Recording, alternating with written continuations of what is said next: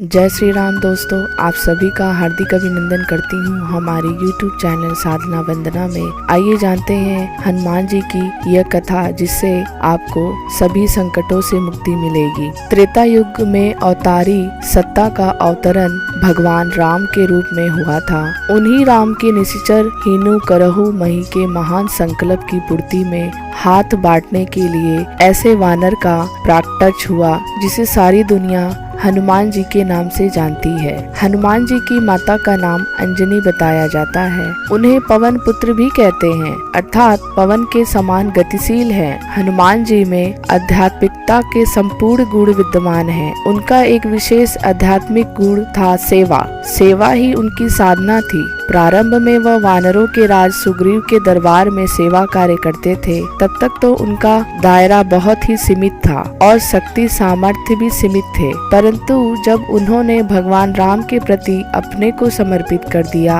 और जामवंत ने उन्हें झकझोरा और कहा कि राम काज लगी तब अवतारा, तब से भगवान राम का कार्य करने के लिए सुनत ही भयहु पर्वताकारा, पर्वतकार हो गए। अर्थात उनका मनोबल बहुत ऊंचा हो गया और वह असंभव लगने वाले कार्यों को संभव कर दिखाने में सफल हुए। अपनी सेवा, साधना और समर्पण के बल पर ही हनुमान जी आध्यात्मिकता की उच्चतम स्थिति तक पहुंच सके। न्याय, सत्य, प्रेम, सदाचार के लिए हनुमान जी ने अपने आप को समर्पित कर दिया। कितने ही अजय राक्षसों का वध कर डाला और रावण की सोने की लंका जला डाली। सीता जी की खोज कर ली और अपनी अनवरत सेवा समर्पण के बल पर राम के दरबार अर्थात राम पंचायतन में अपना स्थान भी बना लिया। सच्चे उपासक के रूप में हनुमान जी ने परम प्रकाश का निरंतर ध्यान करते हुए उसे अपने रोम रोम में संव्याप्त करके सूर्य के समान अपने को तेजस्वी बना लिया था। हनुमान जी के जीवन में विवेकशीलता देखते ही बनती है। सीता जी का पता लगाने के लिए जाते हुए समुद्र छलांगते समय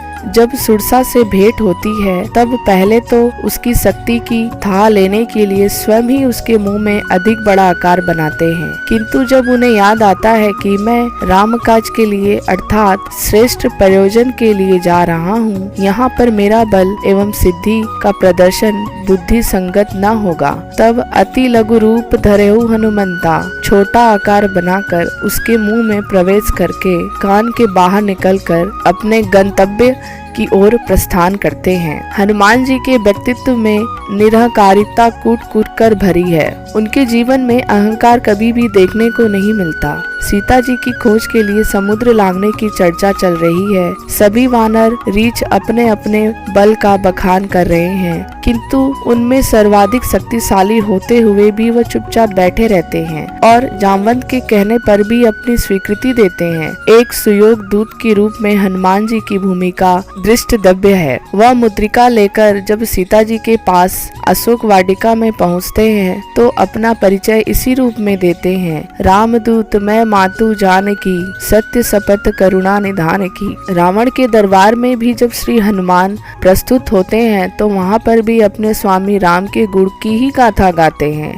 असुरी वृत्तियों से जूझने हेतु एक योद्धा के रूप में हनुमान बेमिसाल हैं। मान सकार के उनके मुष्टिक प्रहार एवं गदा युद्ध का बखूबी वर्णन किया है। धन्यवाद दोस्तों। अगर यह कहानी आप लोगों को अच्छी लगी हो तो हमारे चैनल को लाइक, शेयर और सब्सक्राइब कीजिएगा।